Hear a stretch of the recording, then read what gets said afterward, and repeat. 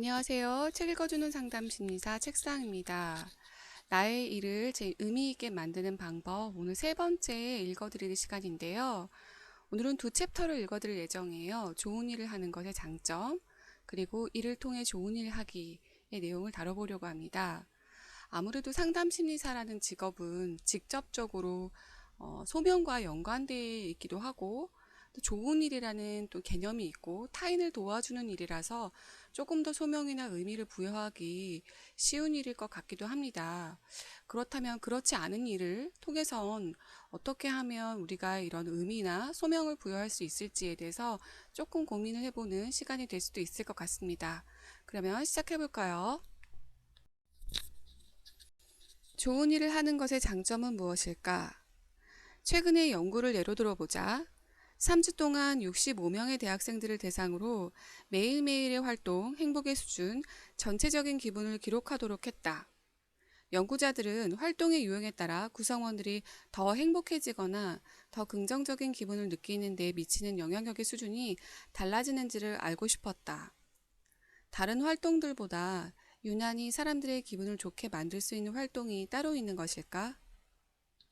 연구자들은 학생들이 보고한 모든 활동들에 대한 정보를 모아서 두 분야로 나누었다. 첫 번째 활동 분야는 즉각적인 즐거움과 관련이 있는 활동들. 예를 들면 쾌락의 만족을 위한 섹스, 음주, 마약 등이었다. 두 번째 활동 분야는 더 큰 목적의식, 의미, 공동체와 관련된 것들이었다. 자원봉사하기, 빈곤한 사람들에게 기부하기, 다른 사람들의 이야기에 귀를 기울여 주기였다. 연구 결과 연구자들의 초기 가설을 지지하는 것으로 나타났다.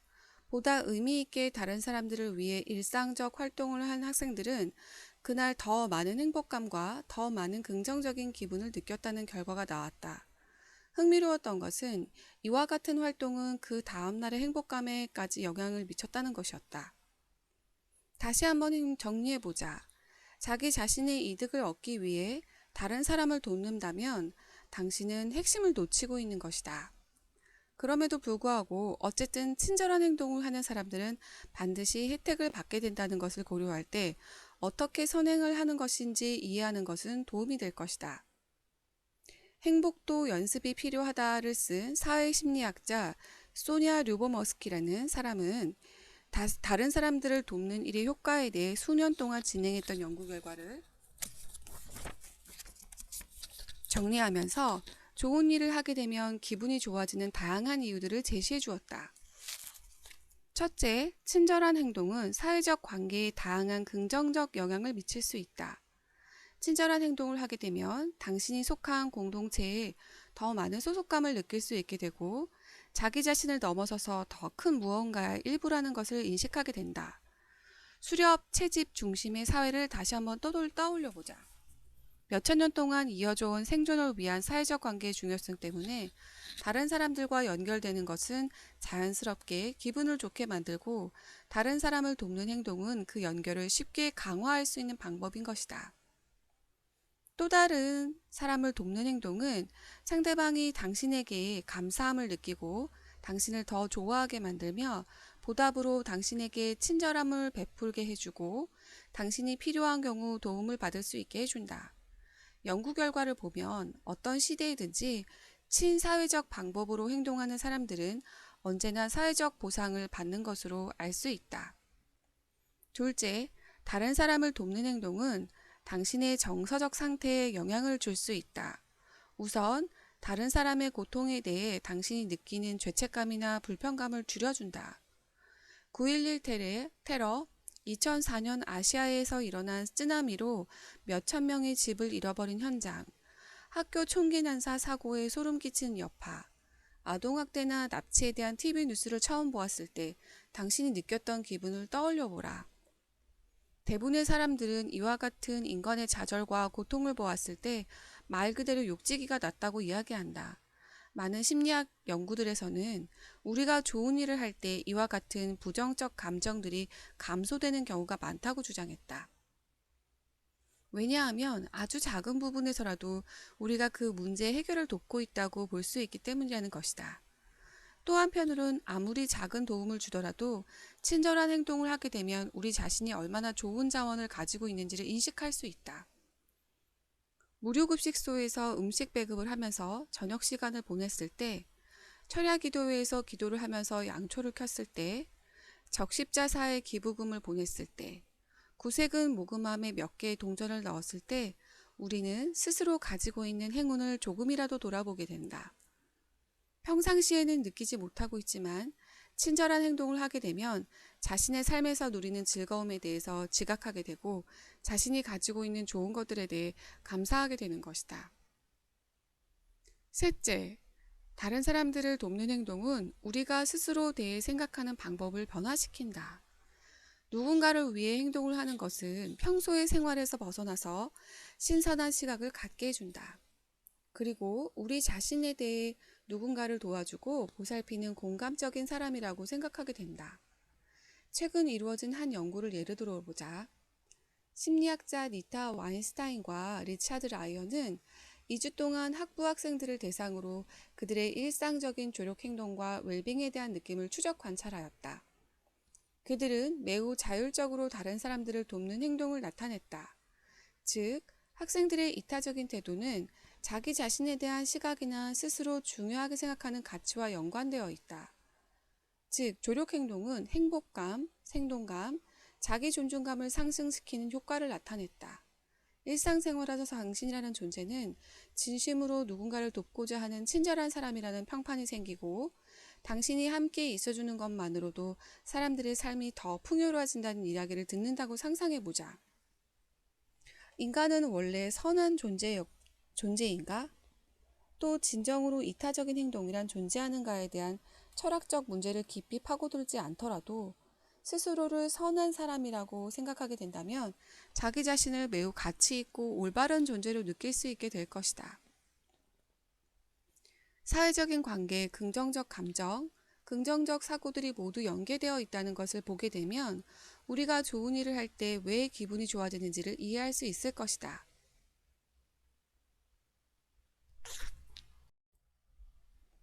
일을 통해 좋은 일을 하기. 최근 몇 년간 우리가 진행해온 계몽적인 연구들 중에서는 자신의 직업을 소명으로 생각하는 사람들을 인터뷰한 것이 있었다. 한 연구에서는 우리는 스스로의 일을 소명이라고 이야기하는 8명의 심리학자를 인터뷰했고, 그 내용을 분석해서 공통 주제를 찾아냈다. 즉 55개의 주제가 도출되었고, 그중 5개 주제는 모든 참여자에게 나타냈다. 일에 대한 만족감, 일을 하는 방법에 가장 큰 영향을 미치는 것은 소명이라고 생각함, 소명은 과정이라고 생각하는 태도, 소명을 유지하기 위해 다른 사람들의 도움을 받음, 소명의 핵심적인 부분은 다른 사람을 돕고 돌보는 것이라는 믿음. 이 이야기는 아무리 강조해도 지나치지 않을 것이다. 인터뷰를 했던 사람들에게 있어서 소명은 언제나 어떤 방법을 통해서든지 누군가를 돕는 것이었다. 인터뷰를 통해 우리는 에밀리를 만날 수 있었다. 15년 동안 정신건강 관련 직업에 종사하면서 매우 다양한 경험을 했던 사람이었다. 학교 생활지도 상담자, 청소년 센터의 치료자, 대학 상담센터의 심리학자를 거쳐 최종적으로 자신의 개인 상담실을 운영하였다. 에밀리는 자신의 일에 대해 매우 강한 열정과 헌신적인 태도를 가지고 있었고, 자신의 인생 목표와 소명은 본질적으로 일치한다고 생각하고 있었다. 일을 하는 데 있어서 많은 에너지를 쏟는 사람들과 마찬가지로 그녀는 일과 생활, 내담자의 요구와 자신의 요구 간의 균형을 잡는 데서 오는 갈등에 대해 이야기를 하였다. 하지만 내담자의 삶에 대해 그녀가 주는 긍정적인 영향을 주는 과정 자체가 그녀를 움직이게 하는 핵심 동력이 되는 것은 분명했다. 제 소명은 사람들과 함께 그들의 삶이 어떤 것인지 바라보는 일인 것 같아요. 과거에 경험했던 고통은 어떤 것이었는지, 현재 힘든 것은 무엇인지, 어떤 성공 경험을 했었는지를 바라보고 내담자가 자신의 인생 여행을 통해 성장하는 것을 바라보며 지원하는 작업인 것이지요. 물론 에밀리는 일을 할 때 다양한 면에서 타인 지향적인 가치를 추구할 수 있다라는 특권을 가진 직업을 가지고 있기도 하다. 교육 수준도 높은 데다가 수입도 좋은 데다가 다른 사람을 돕는 일, 피라미드 꼭대기에 있는 것으로 평가되는 일을 하고 있으니 말이다. 사실 에밀리의 직업은 다른 사람을 돕는다는 단일 목표를 가지고 있고 매 시간마다 그런 일을 할 수 있는 기회를 제공한다. 대부분은 우리가 하는 일에서 직접적으로 혜택을 받게 되는 사람과 이 정도로 가깝게 있는 기회를 갖지 못한다. 하지만 그렇다고 해서 이를 통해 다른 사람에게 긍정적인 영향을 주는 행동이 에밀리와 같이 전문적으로 사회적 조력을 하는 몇몇 사람에게만 가능한 것은 아니다. 소명과 의미 있는 일에 대한 관심을 가진 대부분의 학자들은 어떤 직업을 가지고 있든지 어떤 공간에서 일을 하든지 이를 통해 사람을 도울 수 있는 방법을 가지고 있고 직장에서 다른 사람들을 도와줄 수 있다는 것에 동의한다. 그래서 이제부터는 즉각적인 사회적 영향을 줄 수 없는 직업을 가지고 있는 사람들에게도 이와 같은 가설이 적용된다는 것을 보여줄 수 있는 이야기를 몇 가지 해보려고 한다. 그 전에 또 다른 질문을 하나 던져보고 싶다. 이를 통해 좋은 일을 하는 것은 일반적으로 좋은 일을 하는 것과 동일한 혜택을 사람들에게 주는가? 즉, 일반적인 친사회적 행동에 대한 연구 결과가 사람들이 이를 통해 친사회적으로 행동할 때 기대할 수 있는 것에 적용될 수 있을까의 문제이다. 직장에서 다른 사람들을 돕고 싶어하는 마음을 들게 하는 동기 요인에는 무엇이 있는지 한번 생각해보자. 확실히 성격 요인이 포함될 것 같다. 어떤 사람은 기질적으로 더 친사회적이거나 더 양심적이거나 다른 사람들의 말에 더 귀를 기울일 수 있어서 보다 더 쉽게 이타적인 행동을 할 수 있기도 하니까 말이다. 하지만 핵심적인 환경적 요소를 또한 사람들 돕고자 하는 행동의 동기를 촉진할 수 있다. 펜실베니아 대학의 경영학과 교수인 아담 그랜트는 직장에서의 조력 행동을 연구하고 구성원들이 그와 같은 행동을 하는 동기가 무엇인지 이해하기 위해 오랫동안 노력해오면서 다양한 직업을 가진 사람들을 대상으로 혁신적인 연구를 수행했다. 한 연구에서 그랜트와 동료들은 기부금을 모으는 콜센터 직원들을 대상으로 실험을 설계했다. 그들이 하는 일은 냉담한 사람들에게 전화를 걸어서 장학기금에 대해 설명하고 기부를 부탁하는 일이었다. 그랜트 교수는 기금 조성자들을 두 그룹으로 나누었다. 한 그룹은 장학금 실제 수령자들과 5분 동안 이야기를 하도록 했다. 그 시간 동안 장학금 수령자들은 감사한 마음을 표현했고 장학금을 받게 되면서 자신에게 얼마나 대단한 일이 일어났는지 그리고 학위를 얻고 인생의 목표를 추구하는 데 얼마나 큰 도움을 받았는지에 대해 자세하게 설명해 주었다. 두 번째 그룹은 장학금 수령자와 만나지 않았다. 그랜트 교수의 연구팀은 두 그룹 구성원들의 성과를 추적 조사했고 한 달이 지난 후 양쪽을 비교해 보았다. 어떤 결과가 나왔을까? 장학금 수령자를 만나보았던 그룹의 기금 조성자는 다른 그룹보다 2배 더 많은 시간을 들여서 전화를 했고 거의 3배에 달하는 액수의 기금을 모았다는 결과가 나타났다.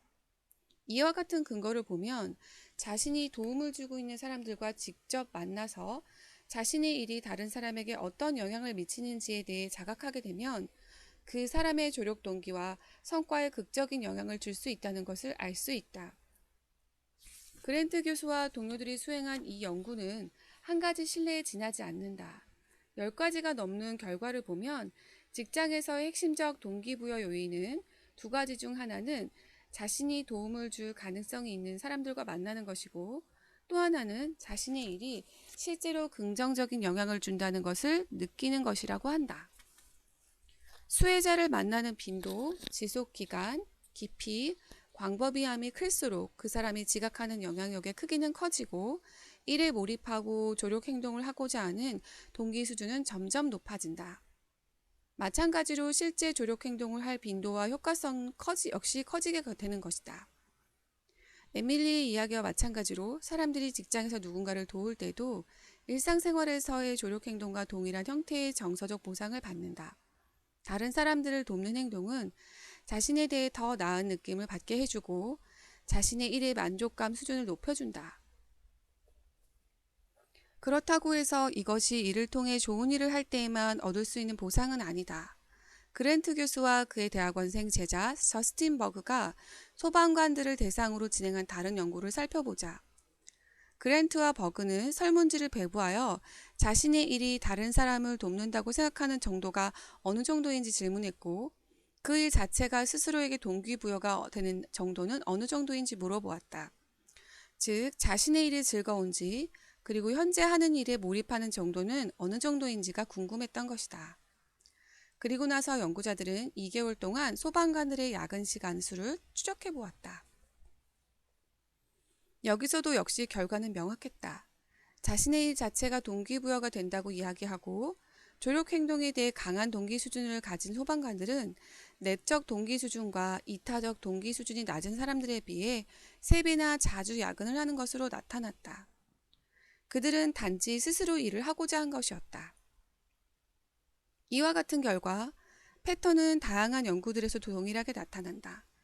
조력 행동을 하고자 하는 동기를 가지게 되면 사람들은 더 좋은 성과를 내고 더 생산적으로 일하며 자신의 일에 대해 더 깊이 몰입하는 모습을 보이는 것으로 나타났다.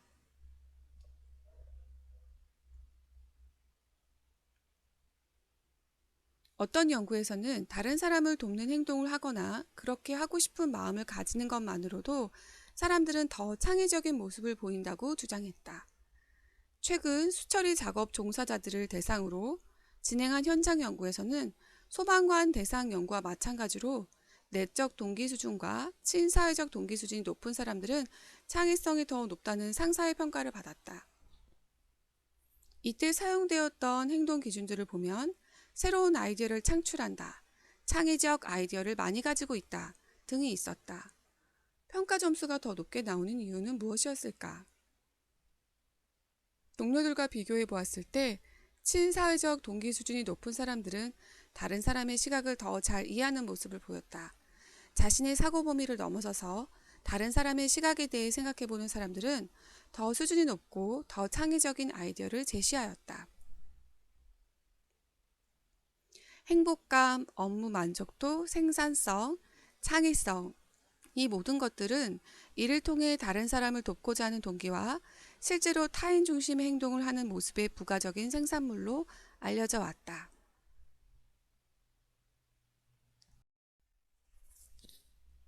네, 저는 오늘 내용을 읽어드리면서 다른 생각을 조금 더 해봤는데요.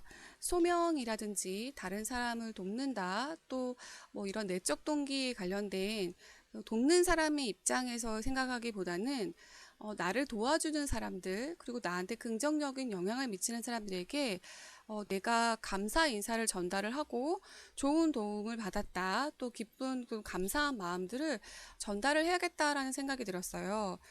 이런 행위를 통해서 본인들에게 이제 그런 내적 동기나 조력 행동을 계속 향상시키려면 그 도움을 주는 긍정적인 영향을 미친 사람들이 반드시 있고 그 사람에게서 감사 인사와 자신들이 어떤 영향을 미치는지를 즉각적으로 확인을 하게 되면 그런 내적 동기가 더 올라가고 좋은 선한 일을 더 하고 싶은 그런 마음들이 더 자발성이 올라간다라는 내용들이 나와서 저는 앞으로 더 많은 사람들에게 감사나 또는 그런 의미 있는 인사들을 꼭 더 많이 전달을 해야겠다라는 생각이 들었습니다.